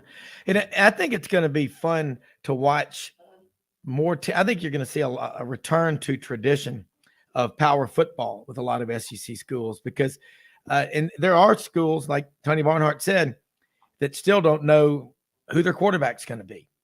The portal window ends Sunday. Yeah, can't get here fast enough. Yeah, I hate A&M had a guy that entered the portal last week and then dropped back and then dropped right back out. So I said, I guess I'm going to stay. Yeah. But you remember, wasn't it the Alabama-Tennessee game where Tennessee on the goal line lined up in the power I, and Saban said afterwards that his guys said they didn't know what to do because they don't see it anymore? Yeah. I think football, for all the bells and whistles and all the mismatches and crazy offenses, it still comes down to who tackles and blocks the best. Yeah. Yeah. And by the way, if you go to a power high and you have a good running back and nobody sees it, yeah, you got an advantage right there, because everybody has a defense that's designed to stop the spread, and then I'm going to just come hammering at you, and you're 220-pound linebackers. I could see it shift back and forth. Yeah. Well, there was that was talked about. I remember in the Tennessee-Alabama game, Nick Saban saying that they were lining up in formations, we'd never seen. And it's nothing against, no rule against that. But it's right. If they can't stop your power running game, I'd keep running it. Oh yeah. That's still the best weapon, is being able to run the football. If you can run the football, you're going to win the game. Yeah. Yeah. So, well, look at the draft right now. at how low running back. And you saw Jerry Jones's comments. I saw him last night on NFL Network. We drafted Ezekiel Elliott too high for us. Yep. Yeah. I mean, especially, I remember, you're going to think I'm lying, but I was on my Facebook because I'm a Cowboys fan. And I remember that year, they were sometimes say, take DeForest Buckner of Oregon, the defensive end, where you need to take him with your number 4 pick. Yeah. And I'm betting Derrick Henry's going to be there in the second round, which he would have been. Imagine if you'd made that draft instead of, if you'd taken DeForest Buckner in the first round and Derrick Henry in the second round instead of taking Zeke. But I mean, Zeke has been a good player for the Cowboys. I think his time is done. I don't think he's going to re-sign with him. Yeah. And the kid from Memphis is better. Yes. Pollard. But yeah, to your point, there's, I guess, the running back out of Texas, it looks like a first round pick. Yeah. John Robinson. Beyond that, I don't know. I mean, Auburn once had 2 running backs taken in the number 3 and number 4? 2 and 5. You had Ronnie Brown and Cadillac back in the April of 2005. Yeah. And now you can't. Now you might only have one in the whole first round, and sometimes you don't have any. Yeah. Well, I remember in the April of 2012 draft, Trent Richardson from Alabama, Escambia County High School in Pensacola, went 4th in the draft. That's Brown. So yeah, you're right. And Bijan Robinson, how do you call it? It's Bijan. Bijan, yeah. And I got, I'm trying to think. Ken Capps sent me a bottle of Bijan mustard. Did you see his NIL deal? Did you try any of that? It's good. Yeah. It's really good. I put it on some smoked venison boudin. It was good. Anything's good with that. We get venison boudin up here. Didn't he also have a Ferrari deal? Did they send you a Ferrari? Yeah, I think Quinn Ewers was driving a Lamborghini to practice. Okay. All right. Well, could you imagine as a coach in our day? I mean, God, people were driving a Nova or a Dodge Dart or a Duster, with park benches in the back seat, and I mean, that's what makes me I laugh, again. They got a quarterback that's driving around, like you said, a Lamborghini, and people are saying, "Oh, A&M's paying all their players." Like, what? Yeah. What? Yeah. It's unbelievable. Well, that's why I love having you on this show. You're a truth broker because people will say whatever they want to say. It doesn't matter. Don't let the truth get in the way of a narrative. I mean, we see that on the news every day. But going back here to A&M, you mentioned some of these players. 30 guys have gone into the portal. But since that recruiting class in February of 22, they also had this past recruiting class, another recruiting class. Mm-hmm. So you're always recruiting. Right. And Jimbo is never out of the top 10 in recruiting. So talent-wise, they're in pretty damn good shape, aren't they? They should be, and that's the frustrating part about what happened last year. Look, I know they had the number 1 recruiting class. You want freshmen to come in, and you want them to play when you want them to play, not because they have to play. And that's kind of where they got last year. Had a crazy amount of injuries, but even without that, most of the numbers and talent were in the sophomore and freshman classes. But as far as the guys, there's 30 guys that leave, and I don't mean to be rude about this. Yeah. But of those 30, there's probably 5 maybe that they care left. Yeah. And some of them they wanted to. But you know what? Doesn't that happen? I mean, I know NIL now, transfer portal now is different, but isn't that what happens typically when you with every class there's about a third that doesn't pan out? I think the number is about 38% if you look at kids nowadays, because so many kids, they're quicker to quit than they used to be. Yeah. Well, we saw that Colorado now. We know that's a different thing. What's going on? They've had like 44 guys transfer. I think Ole Miss has like 25, but that doesn't get people's attention. And I understand A&M had the number 1 recruiting class, and they've lost some guys for that. But I bet if you just looked at the rankings of the guys that are still there that was part of that class, I bet they'd still be the number 1 class, even with the guys that have lost. Maybe not, but it'd be definitely top 3, I would suspect. Wow. See, and that's factual information because you I know what you're suspect. talking about. No, I agree. But here's something really crazy. Mac Browne was on the Paul Feinbaum show before last season talking about the transfer portal. Mm-hmm. And I think the number that he gave, the portal started October 15th of 2018. It became the law of the land. So we're 4.5 years into it. So we got a pretty good database to extrapolate information from. 4,000 guys are still out there or have gone into the portal and they're just orphaned.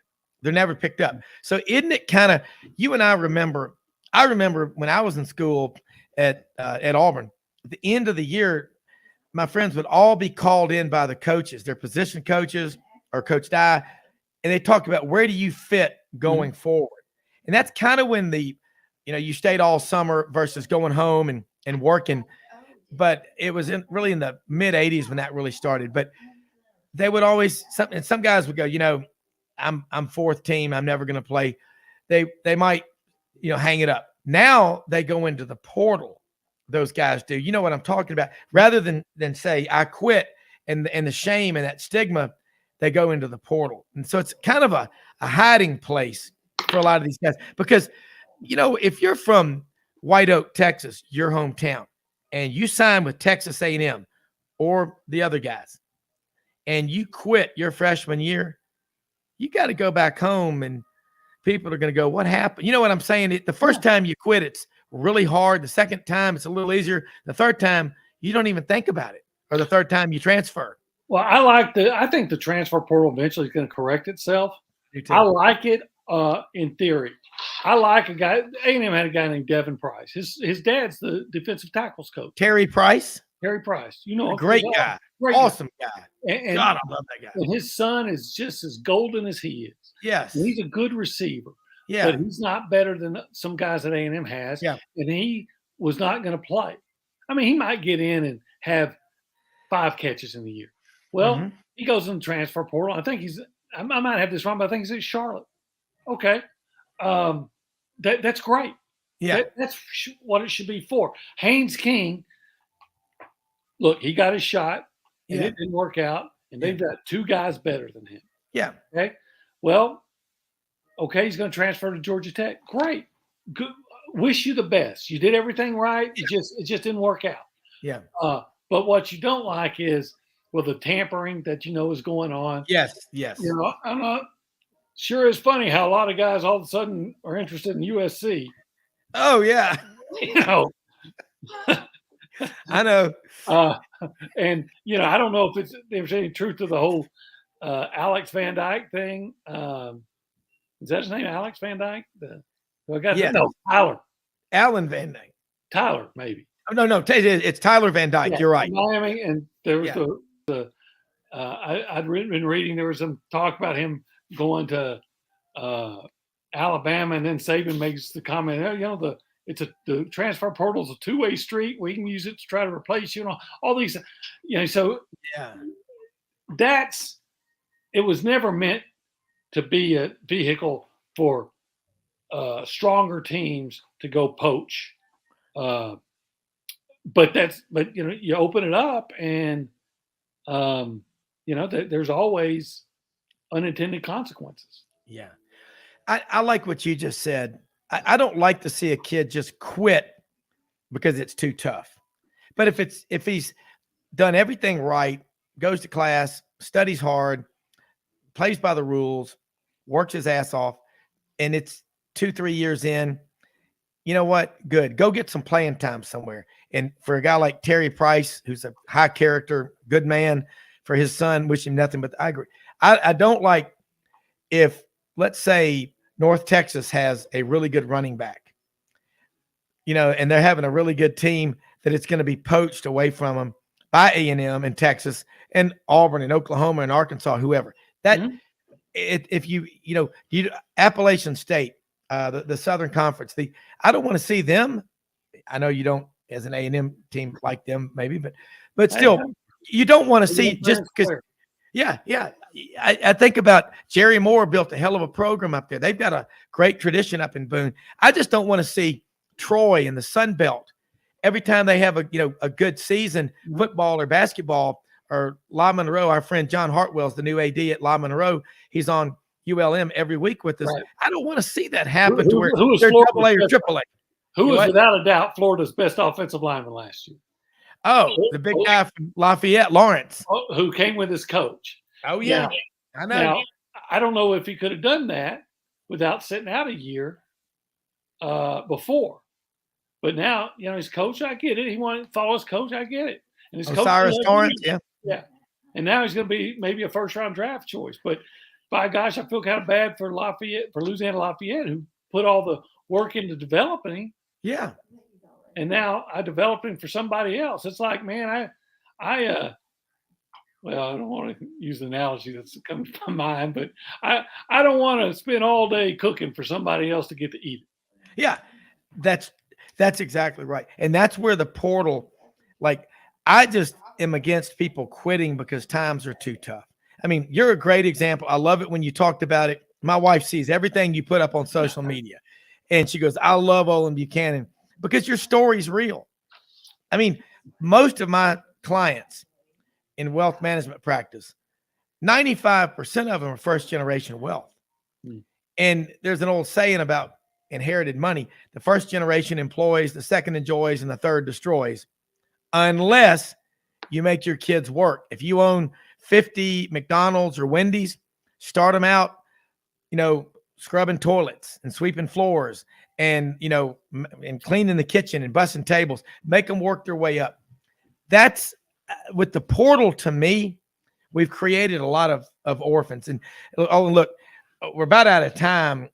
We got about a minute or so before we go to the break. And I know you've got a big day ahead of you. Let people know how they can keep up with you. Charles Corralt is looking down and he is proud. When are you getting that RV, Olin, on the road? Well, you're too kind, but we appreciate that you have us on. Yeah, love it. If anybody likes what we have to say and wants to know more about Texas A&M, there's not a better place to find out about Texas A&M sports than TexAgs.com. That's TexAgs.com. It's just an abbreviated version of Texas Aggies, TexAgs.com. You can follow us at TexAgs on Twitter too. And if you are so inclined, I appreciate you would to give me a personal follow. You can find me at Olin Buchanan on Twitter. I don't hide behind a pseudonym. I'm going to say what's on my mind. I don't have to worry about it. And I'll talk right back. I'll follow you right back. So if you want to give me a follow, I'd appreciate it. Olin Buchanan. If you can figure out how to spell that name, you can figure out how to follow me. Yeah. And you put out a lot of good stuff and we'll give you retweets on your stuff. And if you'll retweet ours, we appreciate it because bottom line is you're the source for Aggie information. There's a lot going on. The football magazines will be out in about less than a month. So, things are going to be okay. I know I worked on one for A&M. There you go. Hey, Olin, look forward to next week. We'll be right back with Wess Moore calling the Hogs right after this.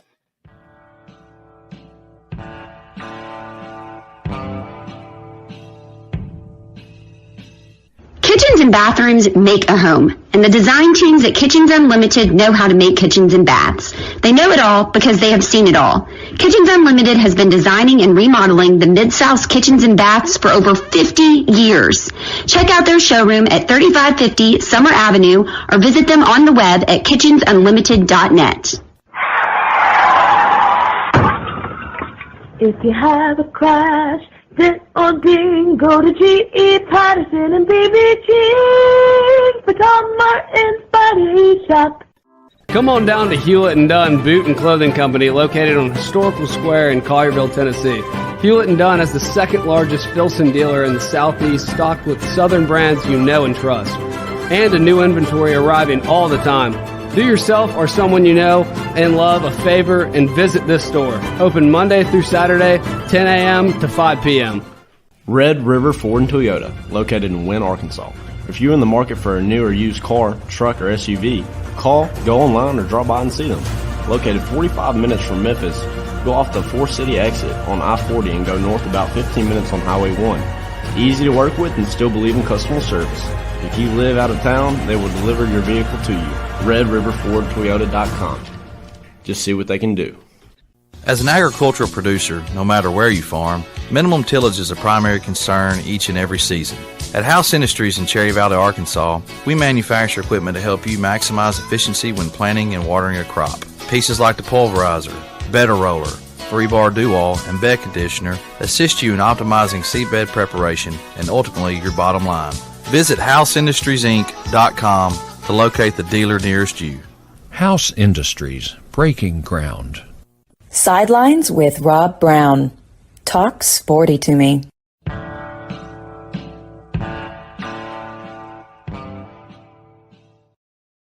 Browne back here with you on this Tuesday morning edition of Sidelines. Great stuff there, Olin, Buchanan, TexAgs.com. And let's head back out to the Western Front. Little Rock, ESPN 103.7, and Fox Channel 16 sports anchor Wess Moore, proud native son of the Lone Star State. He understands how big this stuff is. And Wes, got to start off and talk about it. And I've got a friend of mine, his nephew, is Patrick Kudis, offensive lineman for the Razorbacks. And I told him, I said, when you're bringing in Marcus Woodson and Travis Williams on that staff with Sam Pittman, recruiting is about to change. And I'm looking at the top fives for a lot of the players in the Southwest, and you're seeing a lot of the usual schools, and Arkansas is in on a lot of them. The flip of Jaden Allen out of Aledo, Texas, who was a Longhorn pledge since February 25th, has a brother on the Texas team. He's now been flipped and is going to be a Razorback for right now. That's significant, but how big is that? Well, it was just a great recruiting weekend, honestly, for Coach Pittman, and that started it all off last Friday. And then that afternoon, he got 2 4-star players from the state of Arkansas, and Charleston Collins, a defensive lineman that had offers from Georgia, Alabama, LSU, all the big boys, and he decided to stay home, and he's going to Arkansas with one of his best friends and his cousin, Courtney Crutchfield, also a 4-star. He was from Pine Bluff, a wide receiver, very athletic, and this was a guy who really blew up this fall. There's so many Friday nights that Crutchfield was making a play on Fearless Friday, our highlight show, and it was just week after week after week. And whether it was as a defensive back making an interception, a pick six, or as a wide receiver, I'm like, man, who is this guy? Because I haven't heard much about him before. Yeah. He did. He just blew up, and then the offers started coming, and he got that offer from Arkansas. And Saturday or Friday afternoon, he and Collins said that they were going to be Razorbacks. And then to top it all off, they went into the portal and got one of the best players available in the portal, and tight end out of North Texas. And that's a need for Arkansas. Like, they've got some young talent coming in, but their numbers were thin at tight end. So that was a priority, and they went out and addressed that priority and got one of the best tight ends in the portal. So it was a great weekend for Coach Pittman and his staff. Well, they really are. And again, Marcus Woodson, Travis Williams, Scott Fountain, Sam Pittman, they've all got deep, deep ties in the Deep South in recruiting. And then Arkansas basically is owning their state. Top 12 last year. I think they signed 9 or 10 of the top 12. And you pointed out it was just a hell of a year. There's pretty damn good football, high school football in the state of Arkansas. You were at the high school football coaches convention a month and a half or so in Hot Springs. Sam Pittman and those coaches, I bet they were all there in attendance, weren't they? Oh yeah, and they put on. They all had a chance to talk with the high school coaches. In fact, there was a period that Coach Pittman allowed all of his assistants to be there, and it was just a Q&A, basically, a time that all the high school coaches could just go and sit down and talk with the Razorback assistant coaches. There was nothing scheduled at that time. It was just a blocked off period of time to pick the brains of some of these assistant coaches. So, that's smart, and that creates relationships, and that helps in recruiting, as you well know. And now, I mean, this 2024 class is loaded in the state of Arkansas. They've now created a foundation. There's a running back, a big-time running back out of Benton High School, and this kid's like 6'3", 230, big running back, 6'2", 230. Arkansas is in his final list. you've got a big-time defensive tackle from Bryant High School. Bryant's been a dominant fixture in Arkansas high school football for the last 5 years. They haven't produced a lot of top-notch SEC talent, but they've had a lot of very good high school players. Well, this is a little different here with T.J. Lindsey. He's one of the better defensive tackles with offers from Georgia and Alabama, LSU, all the big boys, and Arkansas is right there. So they've done fairly well so far. Of course, they did lose Walker White, the quarterback out of Little Rock Christian Academy. He's going to Auburn. But so far, that 2024 class is looking good. Yeah. How good is Walker White? I mean, Auburn in the past has signed Cody Burns out of Fort Smith, Kyle Frazier out of Shiloh Christian up in Springdale. And, Cody ended up playing wide receiver. Kyle Frazier just didn't work out. Walker White is from Little Rock Christian Academy. I know Auburn's had a couple of players from there. Michael Dyer and Dakota Mosley came down there in the February 2010 class. But Walker White, looks to be a hell of a player. And I'm just curious, how tough is his competition is what I really want to know. Well, Walker White, first thing I'd say about Walker White, he looks the part. He looks like a D1 college athlete right now. I'm 6'4", and he and he's legitimate 6'4", and then the frame is, he looks like a D1 athlete right now as a junior, rising senior in high school. The question on Walker White has always been his accuracy, his throwing motion. Great, he's a great dual threat quarterback, gets it done, running the ball. And that's one of the reasons why, with the previous administration, Kendall Briles, he was recruiting Walker, but he wasn't their number one choice, or may have not been their number two quarterback choice while they were, and that kind of, they fell behind, honestly, because that wasn't the guy that they were, going after. Mm-hmm. And then, of course, Briles left, and the new offensive coordinator, the new offensive staff comes in, and they try to create a relationship with Walker White and try to, at the last minute, get some things done and sway his mind. But it didn't happen. And so now Walker is headed off to Auburn. The biggest question mark will be for Walker White. It will be nothing athletically. It will be nothing competitively. It's going to be, can he develop into a quarterback that consistently throw the ball accurately down the field? Yeah. And because he's got a great arm. He can throw it, man. I'll tell you that. But he's kind of like that pitcher that throws at 100, but he doesn't always know where that 100 is going. Yeah. Or you get up on that guy that hits at 330 down, but he doesn't hit it down the middle, and sometimes it's 330 in the woods. And so that's what he's got. He's got to fix that. And if he does, he's going to be a really good quarterback. If he doesn't, then he could be a tight end for you because he's got that kind of frame and athletic ability. Yeah. Okay. Hey, let's talk about the Razorback spring game.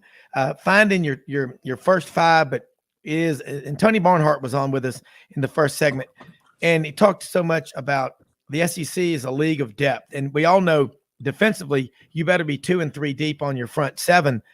Offensive line, you don't really ever, and worrying is a waste of time, says so in the Bible. We know that, but we all worry. Getting a top 5, but you need 10. You need backups on the offensive line.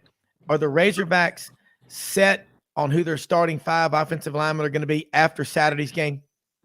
Oh, no, not with Coach Pittman and not with the portal. You never have enough, and that's what you just kind of mentioned right there. So they'll keep an eye on the portal for somebody that can come in and either start or provide immediate depth, meaning a good quality backup in case something happens. But no, there'll be a competition on that offensive line the Thursday before the first game. And that's just the way Coach Pittman's going to have it on the offensive line. He's going to find his 5 best, and then he's going to find 2 more that can be a swing tackle, and then somebody can play the 3 positions in the middle.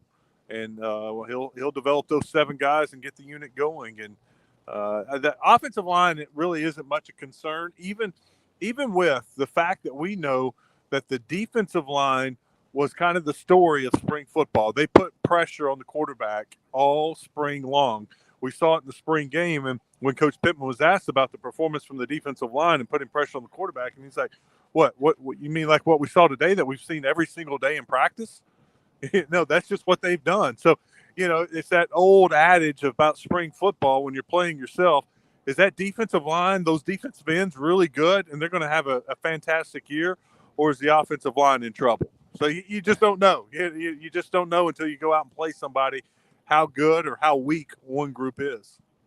Talk about the secondary then. If you've got a better pass rush, secondary should be good. I've watched Marcus Woodson at Memphis, watched him at Auburn, watched him at Florida State.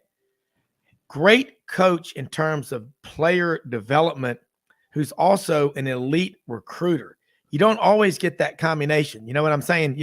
Wes, you and I can go to Fresh Market tonight, spend a couple of $1,000s, but I'd rather have Gordon Ramsay in the kitchen or Chef Roger when I get home than me doing it. Yeah, defensive back in the secondary, they feel really good about the cornerbacks. They returned both starters. There was talk that Nudie McGlothern, the transfer from LSU, he came in and started last season, and man, he's a player. And I thought he was going to go to the NFL, but he decided to can't come back, and that was huge for Arkansas. And then they hit on a true freshman. The depth became such an issue.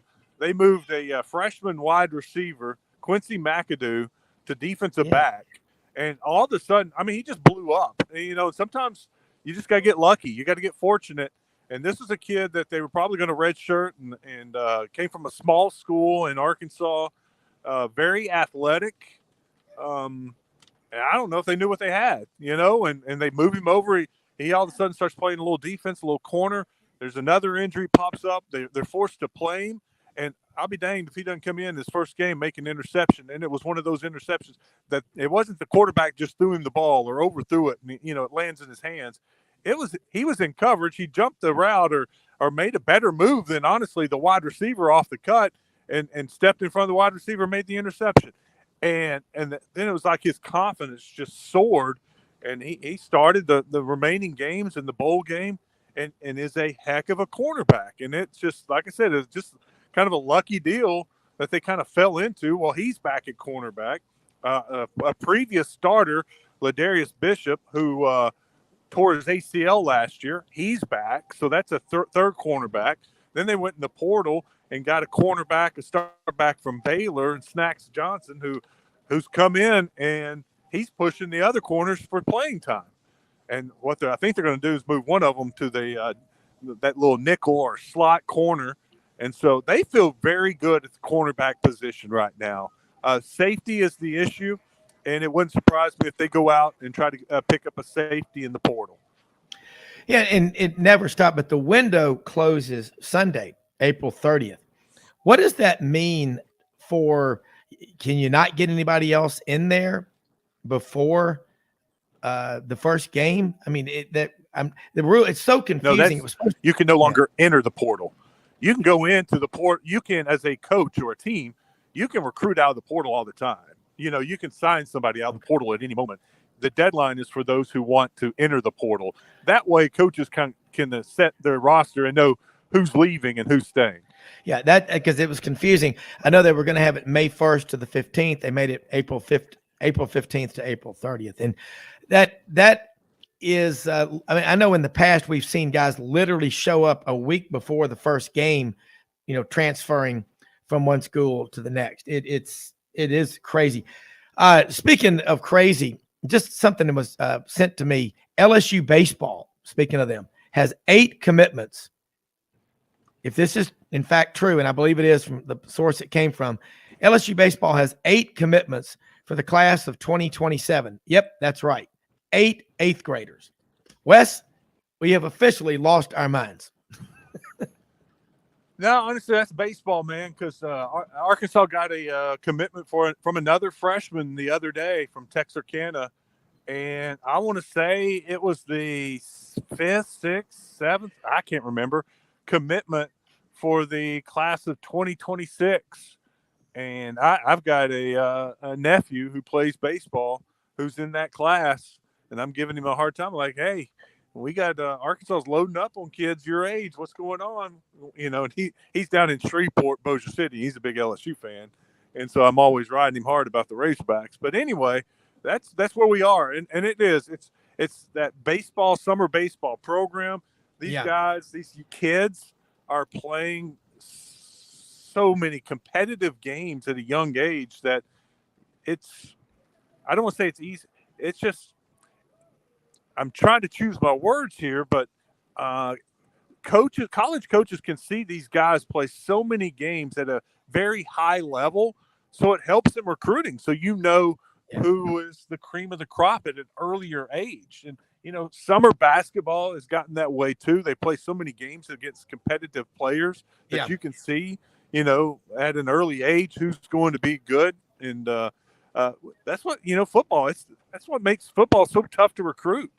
You get some high school games, and that's about it. To see them at a very high competitive level, and even then, you think about it. Some of those games aren't against very good players. That's right. If you're a 5-star player, you're probably you may be going up against a kid who this is his last high school football game in his career. His last competitive football game. Yeah. Whereas you get in baseball and basketball in the summer, they're playing up against other college players, future college players, and you can get a better feel of how good they are athletically. So, long story for your short question is, I just think because of the way the competition is set up, that these coaches know at a younger age how good a player is going to be, and don't feel as feel it's a big chance. They're taking a chance on a player at such a young age. Yeah. Wes, about out of time, got about a minute 15. Let people know what's going on your show today, and also on Fox Sports Channel 16 in Little Rock. And look forward to having you on next week. Always appreciate it. Love the time with you. Man, I appreciate you. Sorry about yesterday and the hookup, and my phone dying on you, but that's live media. You know that. I know. I'm glad never goes wrong. You. Thank today, you for coming back. We've had we were throwing a curveball. We were supposed to be doing the show today from the Arkansas Travelers game, but it's raining in Little Rock, and it looks like it's going to continue to rain for most of the afternoon. So we've changed our plans. We're going to be in the studio. Pat Bradley will join us to talk a little NBA playoffs, and of course Musselman and the portal, and all the success that he's had recruiting out of the portal in basketball. We're going to be talking turkey hunting with Brian Hendricks from the Arkansas Democrat Gazette. Yeah. And we're going to talk about the NFL draft. Chris Turnage is a local NFL agent out of Little Rock. He's got some clients in the NFL and some clients that'll be drafted this weekend. So we're going to talk about the NFL draft with him. Love it, man. Turkey hunting especially. Hey, Wes, if you get a chance, I'm telling you right now, the weekend of June 9th and 10th, come over to Wynn. We're going to be into the Wynn Barbecue Fest with our friend Chad House, ECS House Industries. It's going to be a lot of fun, but we love watching y'all. I love my Memphis TV stations. I still get them, but it's nice to see Little Rock, especially with the weather. We get to know what's coming. It's all that's right. Yeah, y'all are the front line. But anyway, thanks so much, man. Everybody, most often we see the face of Christ in the least among us. We live in the greatest country in the history of the world. Act like it, man. Be proud. We will see you tomorrow. We are out of here.